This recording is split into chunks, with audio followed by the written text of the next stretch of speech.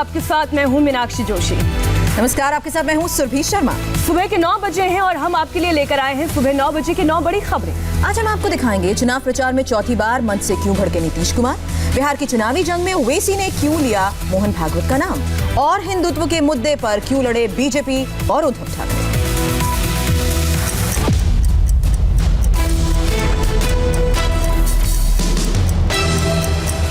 बिहार चुनाव में आज पहले फेज का चुनाव प्रचार खत्म हो जाएगा। प्रचार के आखिरी दौर में नीतीश कुमार के खिलाफ तेजस्वी और चिराग पासवान की बोली एक जैसी हो गई है। अपने 70 साल के हो गए, कुर्सी छोड़ नहीं रहे, बहुमत होने के बाद भी चोर दरवाजे से बीजेपी को सत्ता में ले आए। 4 साल में 4 सरकारें देखिए, 4 साल में जब 4 सरकार होगा तो विकास कहां से संभव है। एक बात जान जाइए, हम फिर सरकार भी देंगे और स्थायी नौकरी भी देंगे, सरकारी नौकरी भी देंगे। गया की रैली में तेजस्वी यादव गरजे तो बक्सर की जनसभा में चिराग पासवान।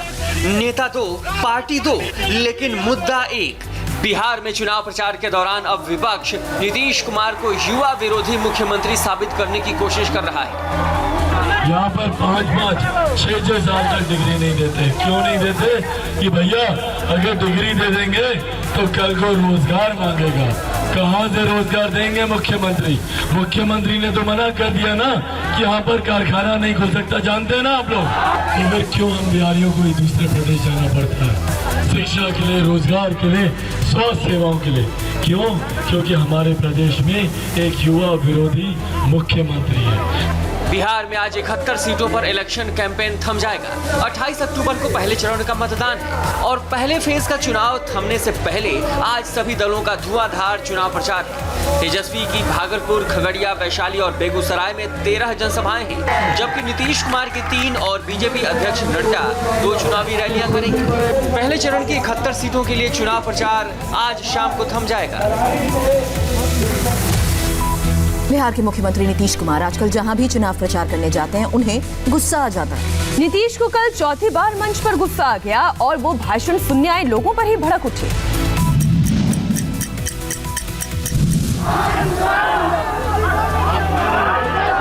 काहे के लिए मुर्दाबाद कह रहे हो? तो जिसका जिंदाबाद कह रहे हो उसका सुनने जाओ। अरे जिसका जिंदाबाद कर रहे हो उसको सुनने के लिए जाओ। एक और रैली, एक बार फिर खिलाफ में नारेबाजी और एक बार फिर नारे लगाने वालों पर भड़के नीतीश कुमार। बिहार के चुनाव प्रचार के दौरान सीएम नीतीश कुमार का इस तरह नाराज होना आम होता जा रहा है। नीतीश कुमार जहां जहां जा रहे हैं, रैली कर रहे हैं, उन्हें इस तरह बेरोजगारों की नारेबाजी सुनने को मिल रही है।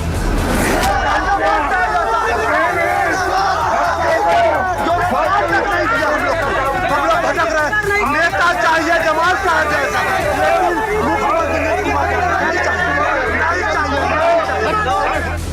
जैसे ही लोग नीतीश कुमार मुर्दाबाद के नारे लगाते हैं, नीतीश कुमार का पारा हाई हो जाता है। वो नारेबाजी करने वालों पर भड़क उठते हैं। क्या हमको मालूम है कुछ लोगों को न कोई ज्ञान है न कोई अनुभव है। हम समाज को एक करने में लगे, अब वो लोग लगे हुए हैं समाज को फिर बांट दो, फिर झगड़ा का माहौल पैदा करो। आप लोग देख रहे हो, आप लोगों को कोई यहाँ कुछ नहीं करेगा। वो तुम 8-10 आदमी और यहाँ हजारों लोग हैं, कोई तुमको कुछ नहीं करेंगे। कि अगर कुछ तो आप भी करेंगे तो तुमको लाभ मिलेगा। रविवार को नीतीश कुमार मुजफ्फरपुर में जेडीयू कैंडिडेट मोहम्मद जमाल के लिए वोट मांगने पहुंचे थे। वो जैसे ही डायस पर पहुंचे, उनके खिलाफ कुछ लोगों ने नारेबाजी शुरू कर दी, जिसके बाद नीतीश कुमार को गुस्सा आ गया। कम उम्र के बच्चे हो, क्या हाल था? अपने माता पिता से जाकर के पूछ लो कि शाम होने के बाद घर से बाहर निकल पाते थे। अपने माता पिता से जाकर के पूछो कि स्कूल में कोई पढ़ाई होती थी। अपने माता पिता से जाकर के पूछो कि कोई इलाज होता था। जरा जान लो, पूछ लो घर के अंदर। और पिता ठीक नहीं बताएगा, लेकिन अपनी माता से पूछोगे वो सही बात बतला देगी। हमको मालूम है लोग किस तरह से क्या करते थे जी। पति अंदर गए तो पत्नी को गद्दी पर बैठा दिया, लेकिन महिलाओं के उत्थान के लिए कोई काम हुआ? ये पहला मौका नहीं है जब नीतीश कुमार को अपनी ही रैली में अपने खिलाफ नारेबाजी का सामना करना पड़ा।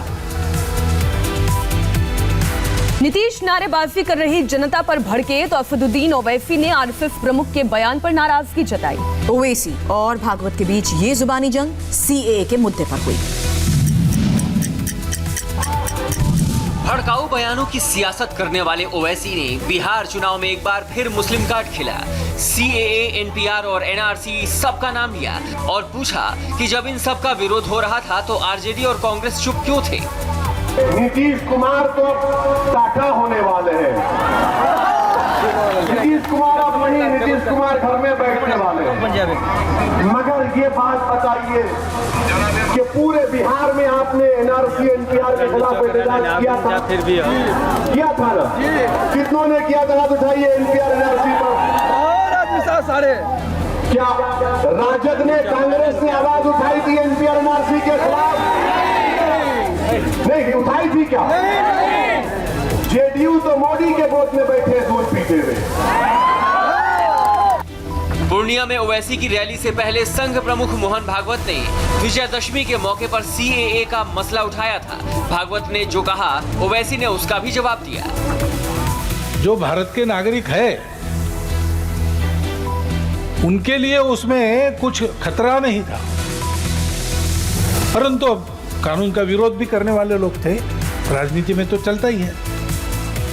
उन्होंने ऐसा वातावरण बनाया कि इस देश की मुसलमानों की संख्या न बढ़े, इसलिए नियम लाया गया है। तो उसके चलते और उसका अच्छा विरोध शुरू हो गया। दिमाग दिया है, हम समझ सकते, हम जानते हैं कि तुम्हारी साजिश यही है कि CAA-NPR को इस्तेमाल करके भारत के मुसलमानों को, भारत के दलितों को, भारत के आदिवासियों को, भारत के उन गरीबों को जिनके पास कागज में, उनको परेशान किया जाए। बिहार में ओवैसी की पार्टी AIMIM मायावती की BSP और उपेंद्र कुशवाहा की RLSP के साथ गठबंधन में चुनाव लड़ रही है। चुनाव बिहार में है, लेकिन सियासी बयान महाराष्ट्र से भी आ रहे हैं। शिवसेना प्रमुख उद्धव ठाकरे ने अपनी पार्टी की दशहरा रैली में सुशांत सिंह राजपूत को लेकर चल रही सियासत पर सवाल उठाए।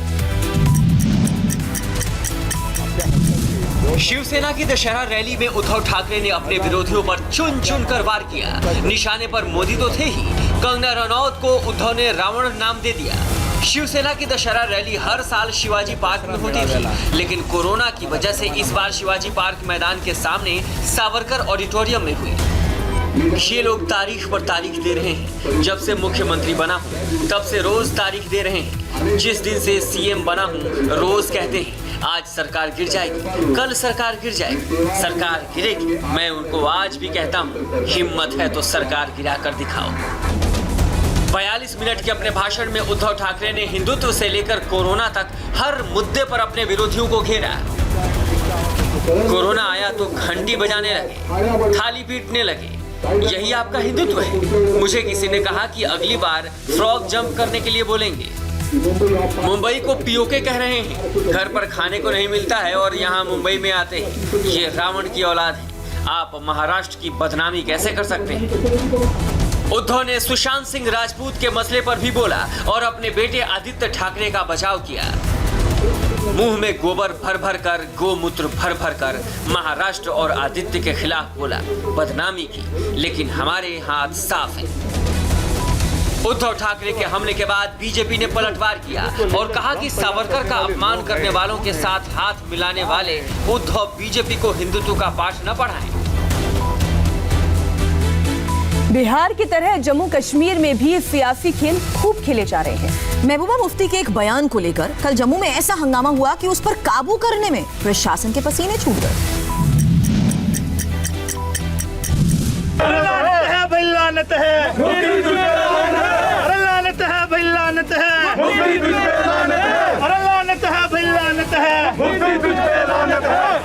हाथ में तिरंगा लेकर यह हंगामा जम्मू में पीडीपी दफ्तर के बाहर हुआ। सैकड़ों की भीड़ नारे लगाते हुए पहुंची, भारत माता की जय के नारे लगाए और पीडीपी के ऑफिस पर तिरंगा झंडा लहराने की कोशिश की।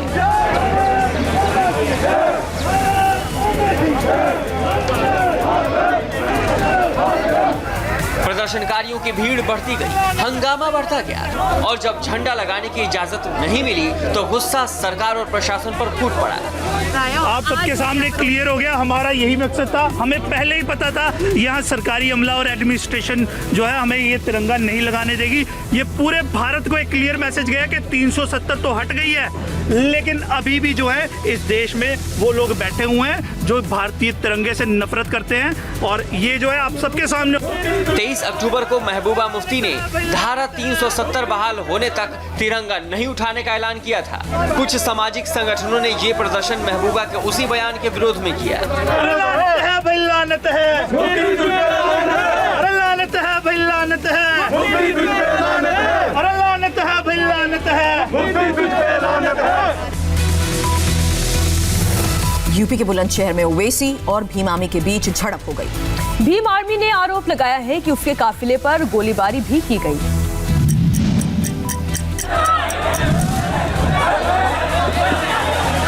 आधी रात को भीड़ जुटी हुई, हो हल्ला, हंगामा हो रहा है, धक्का मुक्की हो रही है, नारेबाजी हो रही है।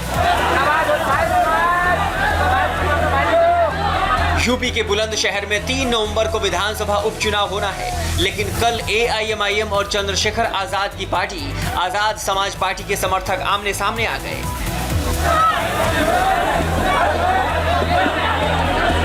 बुलंदशहर के मोहल्ला रुकन सराय में AIMIM के प्रत्याशी दिलशाद नुक्कड़ सभा कर रहे थे। आरोप है कि तभी आजाद समाज पार्टी के उम्मीदवार हाजी यामीन अपने समर्थकों के साथ पहुंचे और मारपीट शुरू कर दी। इस बीच चंद्रशेखर आजाद ने भी एक ट्वीट किया और कहा कि उनके काफिले पर फायरिंग की गई। ये आरोप दिलशाद पर लगे, लेकिन उन्होंने आरोपों को खारिज कर दिया। चंद्रशेखर उर्फ रावण ने FIR का फायरिंग का आरोप लगाया है कि फायरिंग हम पे की गई है, तो इसमें क्या सच्चाई है? क्या मेरे पटे हुए हैं, मार मुझ में लगी है, अगर मैं फायरिंग करता तो वहाँ से हटता क्यों? सिंपल हिसाब है, आप भी समझ सकते हैं चीज को। भागने वाला इंसान फायरिंग करेगा कभी क्या? चंद्रशेखर आजाद के फायरिंग के आरोपों को पुलिस ने भी नकारा और कहा कि झगड़ा हुआ था, गोली चलने के प्रमाण नहीं मिले। आजाद समाज पार्टी के प्रत्याशी हाजी यामीन और MIM के प्रत्याशी दिलशाद, ये दोनों लोग चुनाव प्रचार में रुकन सराय कोतवाली नगर बुलंदशहर में गए थे, जहां इनके कार्यकर्ताओं के बीच में आपस में गाली गलौज की सूचना थी।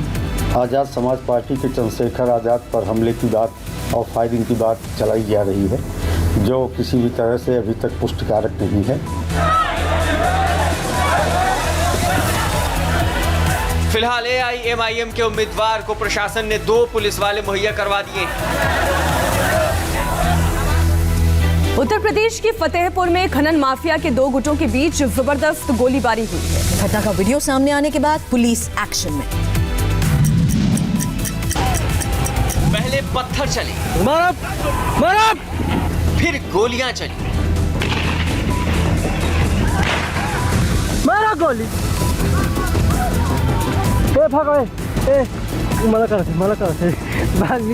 भाग चला तू। खनन क्षेत्र में रास्ते के विवाद को लेकर झगड़ा हुआ और गोलियों की आवाज से गूंज उठा पूरा इलाका।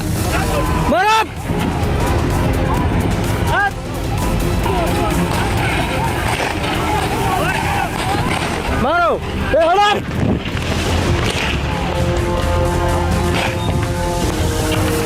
इतना बड़ा कांड हो गया कि प्रशासन ने कोई कार्रवाई नहीं की। अब पथराव और गोलीबारी का ये वीडियो वायरल होने के बाद पुलिस घटना की जांच की बात कह रही है। बिहार के भागलपुर में एक सॉफ्टवेयर इंजीनियर की मौत पर हंगामा हो गया। आरोप पुलिस पर लगा है और आला अफसर जांच का वादा कर रहे हैं। प्रशासन मुर्दाबाद, मुर्दाबाद, मुर्दाबाद। पुलिस प्रशासन मुर्दाबाद, मुर्दाबाद, मुर्दाबाद। पुलिस प्रशासन मुर्दाबाद, मुर्दाबाद, मुर्दाबाद। पुलिस प्रशासन मुर्दाबाद, मुर्दाबाद, मुर्दाबाद। पुलिस पर पब्लिक का ये गुस्सा पुलिस हिरासत में एक युवक की मौत के बाद भड़का। जनता ने सड़क जाम कर दिया और पुलिस के खिलाफ हंगामा करने लगी। से मारेगा, आतंकवादी है, क्या सोचा हूँ? रोड का आदमी है। आशुतोष कुमार नाम के एक सॉफ्टवेयर इंजीनियर का थानेदार सहित कुछ पुलिस वालों से झगड़ा हो गया। आरोप है कि पहले सड़क पर और फिर थाने ले जाकर इतनी पिटाई की गई कि युवक ने दम तोड़ दिया। एक इंसान से उसको थोड़ा बकझक हुआ। पुलिस प्रशासन इसको आके ज़बरदस्ती पकड़ के इससे बकझक करने लगा, ये भी थोड़ा बोला, लेकिन इस पे जो है अटैक कर दिया। कौन लोग? पुलिस। तो एक थाना प्रभारी और 4 ये बीपुर थाना प्रभारी और 4 सिपाही थे यहाँ के। वो लोग इतना मारे सर, इतना मारे, देखिए यहाँ से मारते हुए थाना ले गए और हाजत में इतना मारे कि वहाँ पे पूरा ब्लड फैला हुआ है। युवक की मौत से नाराज गांव वाले दोषी पुलिस कर्मियों पर एक्शन की मांग कर रहे हैं और पुलिस के अफसरों ने जांच का भरोसा दिया है। परिजन का आरोप है कि पुलिस वाले के द्वारा मारपीट की गई है, जिसके वजह से इनकी मृत्यु हो गई है। उसी संबंध में ये लोग रोड जाम किए थे और इनके द्वारा लिखित में एक आवेदन प्राप्त हुआ है ना, जिसकी जांच की जा रही है। जांच के बाद आवश्यक कार्रवाई की जाए। ये घटना भागलपुर जिले के नौगछिया के बिहपुर की है। पंजाब के अमृतसर में खेला गया हिंसा का खेल। एसजीपीसी और सत्कार कमेटी के सदस्य आपस में भिड़ गए, फिर क्या हुआ आप भी देखिए।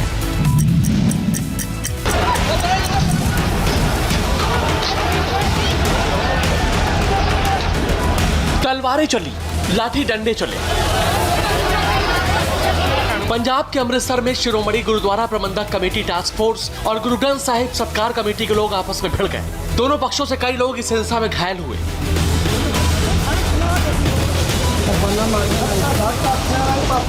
उन्होंने आके एकदम अटैक कर दिया, एकदम अटैक कर दिया। हमने तो कुछ नहीं किया। बाँह फ्रैक्चर हो गई है मेरी और पैर फ्रैक्चर है, तो पीछे भी है, पीछे भी बहुत ज़्यादा डांगा मारी है उन्होंने। सत्कार कमेटी श्री गुरु ग्रंथ साहिब जी के लापता 328 पावन स्वरूपों के मामले में एसजीपीसी को दोषी ठहरा रही है। सत्कार कमेटी एसजीपीसी के अधिकारियों और कर्मचारियों के खिलाफ केस दर्ज करने की मांग कर रही है।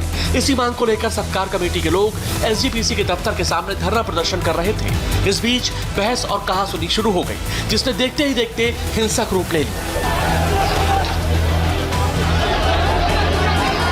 दरअसल ये मामला जो है वो 2014 का है, जब एसजीपीसी के प्रकाशन विभाग से कुछ गुरु ग्रंथ साहिब की कुछ प्रतियों के मिस होने की जानकारी आई थी। उसके बाद एसजीपीसी की तरफ से एक कमेटी बनाई गई और फिर मामला अकाल तख्त को ट्रांसफर किया गया। अकाल तख्त की तरफ से बनाई गई कमेटी ने इस मामले की इंक्वायरी की, जिसमें कुछ कर्मचारियों के नाम सामने आए जो प्रकाशन विभाग में थे, उनके नाम सामने आए और उसके बाद उन पर इंक्वायरी की गई, उनको सस्पेंड किया गया, कईयों को टर्मिनेट किया गया। लेकिन गुरु ग्रंथ साहिब सत्कार समिति का ये कहना है कि उन पर कानूनी कार्रवाई की जाए। एसजीपीसी का आरोप है कि सत्कार कमेटी के लोगों ने दफ्तर को ब्लॉक कर दिया था। जब एसजीपीसी के लोगों ने इसका विरोध किया तो सत्कार समिति के पक्ष से मारपीट शुरू कर दी गई। मैं कहना दुख की बात ऐसी है कि इन्होंने स्पीकर ला के इतने ऐसियां बातें करनिया शुरू कर दियां जो श्रोमणी कमेटी के खिलाफ थी, श्री अकाल तख्त के खिलाफ, साढ़े कर्मचारियों के खिलाफ। एसजीपीसी ने सत्कार कमेटी के लोगों पर एफआईआर दर्ज कराई है, जिसके बाद पुलिस ने सत्कार कमेटी के कई लोगों पर मुकदमा दर्ज किया है। फिलहाल वक्त एक ब्रेक का है। ब्रेक के बाद देखिए ग्रेटर नोएडा में पुलिस और बदमाशों में कहां हुआ एनकाउंटर।